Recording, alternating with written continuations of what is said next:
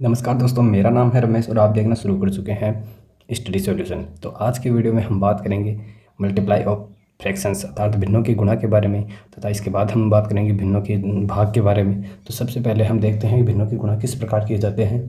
तो हम देखते हैं कि माना a अपॉन बी तथा b upon c upon D, मानो c अपॉन डी, ये दो भिन्न हैं और इनका आपस में हम गुणा करते हैं। तो भिन्नों के गुणा के लिए हम क्या करते हैं कि जो अंश होते हैं उनको आपस में गुणा, ये यहाँ पर सी है, अंशों को आपस में गुणा और हरों को आपस में गुणा। तो ये हो गया a गुणा c, ये हो गया b गुणा d। तो हम देखते हैं हमें प्राप्त होता है ac अपॉन bt।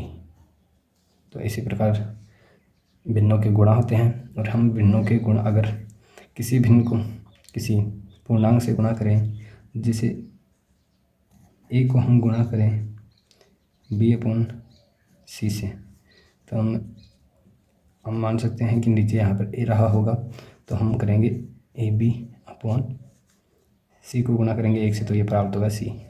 तो इस प्रकार अगर हम भिन्नों का गुणा करना चाहें तो कर सकते हैं। तो हम उदाहरण की सहायता से देखते हैं। तो उदाहरण देखते हैं। पहला उदाहरण, हम 1/2 को गुणा करते हैं 4/3/5 से। तो हम देखेंगे कि 1 गुणा 3 तथा 2 गुणा 5, तो हमारा आंसर आएगा 3/10। इसी प्रकार हम एक और करते हैं, 3/7 गुणा 5/4। तो हम देखेंगे 3 गुणा 5/7 गुणा 4, 5×3 15/7 चौक 28। इसी प्रकार हम एक और उदाहरण देखें, 2 से 3/4 प्लस 3 से 5/7, सॉरी गुणा। हम क्या करना होगा, सबसे पहले इसमें ये मिश्र भिन्नों को साधारण भिन्नों में बदलना होगा। तो इस मिश्र भिन्न को साधारण भिन्न में बदलेंगे तो 4 दूनी 8 और 8 और 3 11/4 गुणा, इसको साधारण भिन्न में 7 3 21, 21 और 5 26/7। तो हम गुणा करेंगे तो 11 × 26/4 × 7। तो हम देखेंगे कि ये प्राप्त होता है हमें 286/28। इसमें हम 2 का भाग देंगे तो इसमें 2 का भाग जाएगा, इसमें जाएगा 1 बारी, 4 बारी और 3 बारी, 143 बार, और इसमें जाएगा 14 बार, 14 बार। तो हमें ये प्राप्त होगा फाइनल आंसर। तो गुणा का बिल्कुल सीधा सा फंडा है कि जो अंश होता है उसको पहली भिन्न का अंश को दूसरी भिन्न के अंश से तथा पहली भिन्न के हर को दूसरी भिन्न के हर से गुणा करके अंश बटे हर के रूप में सीधा ही लिख दिया जाता है। तो इसी प्रकार अगर हम देखें कि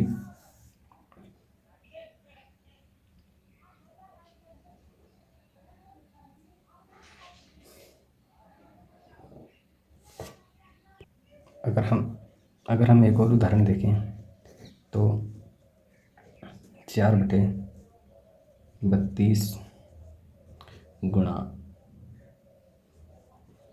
8/24। तो हमें सबसे पहले क्या करना होगा कि इसमें इन दोनों में आपस में 4 का भाग लगता है, तो ये आ जाएगा 4/8 गुणा, ये 24 है, ये 8 से विभाजित होता है, तो ये यहाँ पर आ जाएगा 1/3। इसमें 8 का भाग गया 1 बारी, इसमें 8 का भाग गया 24 बारी, इसमें 4 का भाग गया 8 बारी। तो हम देखेंगे कि यहाँ पर आ जाएगा 1/24 आंसर आ जाएगा इसका। अब हम देखते हैं कि भिन्नों के भाग किस प्रकार किए जाते हैं। तो हम मानते हैं सबसे पहले कि a अपॉन b कोई भिन्न है, इसमें हमें भाग देना है c अपॉन d का। तो इसमें भाग देने के लिए हम क्या करते हैं कि जो पहली भिन्न है उसको बिल्कुल वैसे की वैसे a/b तथा अगली भिन्न को उल्टा करके d/c गुणा कर देते हैं। क्या किया, पहली भिन्न को बिल्कुल एग्जिट इज और फिर अगली भिन्न को अंश को हर तथा हर को अंश में बदलकर उस पहली भिन्न से गुणा कर दिया, तो ये इसका भाग हो गया और इन दोनों का मान बराबर होगा। तो हमें क्या प्राप्त होगा, अब इन दोनों का गुणा AD/BC। इसी प्रकार अब हम इसका एक उदाहरण देखें। जैसे माना कि 1/2 में हम भाग दें 3/4 का, तो हम क्या करेंगे कि पहली भिन्न को वैसे के वैसे तथा दूसरी भिन्न को उल्टा करके पहली से गुणा 4/3। तो हम देखेंगे ये क्या हो गया 4/6। ये दोनों 2 से, ये 2 बार विभाजित होता है, ये 2 से 3 बार विभाजित होता है, तो ये भागी 2/3। इसी प्रकार हम एक और देखें कि 4/3 भाग 2/3। तो हम देख करेंगे कि पहली भिन्न को बिल्कुल वैसा का वैसे तथा दूसरी भिन्न को उल्टा करके पहली से गुणा, तो ये इससे विभाजित होगा 2 बार और ये इससे विभाजित हो जाए, तो हमें ऊपर प्राप्त होता है 1 और नीचे प्राप्त होता है 1। ऊपर 2 प्राप्त होता है और नीचे 1, तो हमें उत्तर प्राप्त होगा 1, क्योंकि किसी भी संख्या में 1 का भाग देने पर वही संख्या प्राप्त होती है। और अब हम देखते हैं कि हमने ये वज्र गुणा, जो हम इसको ऊपर नीचे करते हैं, इसे हम सीधे ही वज्र गुणा की सहायता से कर सकते हैं कि जैसे A/B भाग C/D है, तो हम इसे वज्र गुणा करेंगे, इसको इससे गुणा, तो AD/BC। तो यही मान हमें यहाँ पे प्राप्त होता है। तो ये बिल्कुल इसको सीधा करने का तरीका है। ये बीच वाली टर्म को हम स्किप कर सकते हैं इसकी सहायता से।